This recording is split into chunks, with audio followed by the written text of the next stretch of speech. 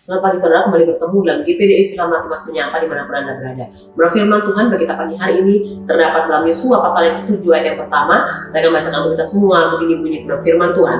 Tetapi orang Israel berubah setia dengan mengambil barang-barang yang dikhususkan itu, karena akan bin Karmi bin Zabdi bin Serah dari suku Yehuda mengambil sesuatu dari barang-barang yang dikhususkan itu, lalu bangkitlah murka Tuhan terhadap orang Israel.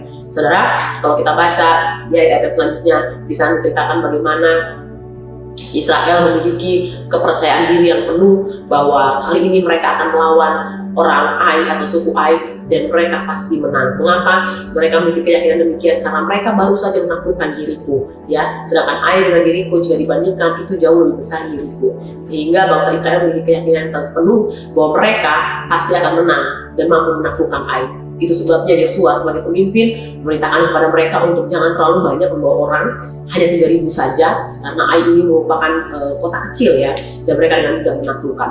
Namun saudara, berbalik dengan keyakinan mereka, justru kali ini bangsa Israel mengalami kekalahan. Bukan hanya kalah, namun dikatakan bangsa Israel lari dan dikejar oleh orang Ai. Saudara, kekalahan ini memilukan hati Yosua sebagai pemimpin pada waktu itu. Yosua membawa perkara yang di hadapan Tuhan.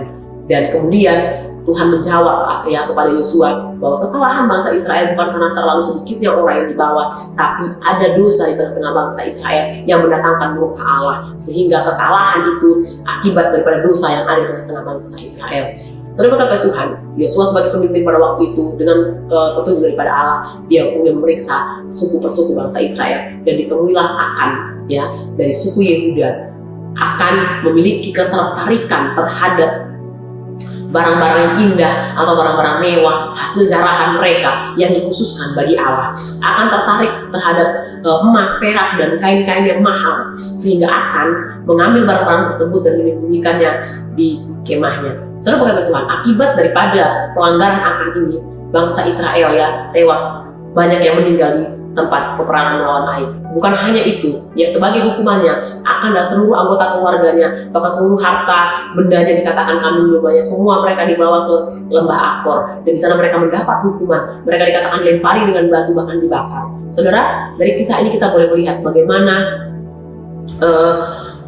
berbahayanya ketika kita memiliki keinginan yang tidak dapat dikendalikan. Bagaimana berbahayanya ketika kita tidak memiliki pengendalian diri. Itu bukan hanya merugikan diri kita sendiri, namun dikatakan mencelakakan orang-orang di sekitar kita, terlebih mencelakakan keluarga kita. Dalam Yakobus pasal yang pertama, ayat yang ke-14 dikatakan begini, bunyi firman Tuhan. Yakobus pasal pertama ayat ke-14, tetapi tiap-tiap orang dicobai oleh keinginannya sendiri karena ia diseret dan dipikat olehnya. Setiap kita memiliki ketertarikan terhadap sesuatu. Bahkan setiap kita memiliki keinginan. Namun firman Tuhan mengingatkan kepada kita untuk dapat mengendalikan diri, untuk dapat menguasai diri kita terhadap segala sesuatu yang tidak berkenan di hadapan Allah. Mengapa? Karena keinginan yang tidak dapat dikendalikan, ya, keinginan yang tidak dapat dikuasai, ini dapat menyeret kita, ya, jatuh ke dalam dosa. Dan dosa ini mendatangkan hukuman Tuhan terhadap diri kita. Bukan hanya diri kita yang dirugikan, tapi dikatakan orang-orang di sekitar kita, terlebih keluarga kita, dirugikan oleh pelanggaran kita. Ketika keinginan tersebut membuat kita jatuh ke dalam dosa atau mendatangkan murka Allah. Pagi hari ini melalui GPDI Firman Tuhan Menyapa, saya mengingatkan bagi setiap kita. Setiap kita memiliki keinginan, setiap kita memiliki ketertarikan.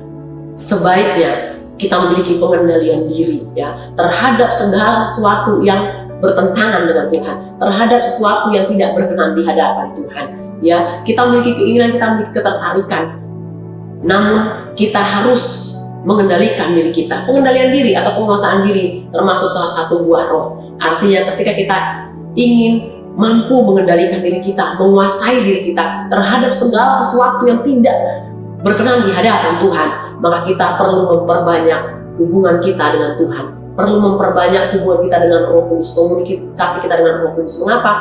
Karena komunikasi kita dengan Roh Kudus, hubungan kita dengan Roh Kudus itu akan mengikis segala sesuatu keinginan kita yang tidak sesuai dengan kehendak Allah. Hubungan kita dengan Roh Kudus, hubungan kita dengan Tuhan, ya, mengikis segala sesuatu keinginan kita yang bertentangan dengan Tuhan. Tapi Roh Kudus senantiasa menguatkan kita dan memampukan kita, sehingga kita senantiasa boleh hidup sesuai dengan kehendak Tuhan. Saudara, pagi hari ini kembali saya mengingatkan kepada kita, mari semakin hari semakin dekat, semakin perbaiki hubungan kita dengan Tuhan. Karena hari-hari ini bukan semakin baik namun semakin jahat. Akan begitu banyak ketertarikan, akan begitu banyak keinginan. Namun kita harus mengendalikan segala sesuatu dengan pertolongan daripada Tuhan, supaya tidak membawa murka, bukan hanya mencelakakan diri kita, merugikan diri kita sendiri, namun kita juga harus menjaga seluruh anggota keluarga kita atau orang yang kita cintai daripada segala sesuatu yang tidak kita inginkan. Puji Tuhan, biar ini boleh berkati setiap kehidupan kita. Mari kita bersatu dalam doa. Tuhan, terima kasih buat Quran firman-Mu yang kembali mengingatkan kepada kami, biar senantiasa kami boleh menjaga diri kami, menguasai diri kami, mengendalikan diri kami terhadap segala sesuatu yang tidak berkenan di hadapan Tuhan. Biarlah Roh Kudus senantiasa kuatkan kami, Roh Kudus senantiasa ingatkan kami, segala sesuatu yang kami inginkan, yang mungkin kami tertarik tapi tidak sesuai dengan kehendak Tuhan.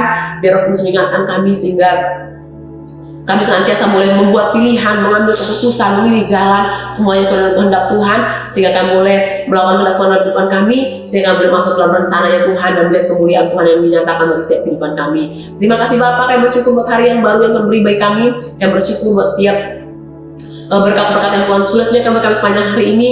Pagi hari kami akan melangkah bersama dengan Engkau dengan penuh ucapan syukur dan satu nama yang ajaib dalam nama Tuhan Yesus Kristus. Haleluya, amin. Selamat pagi, Tuhan Yesus memberkati.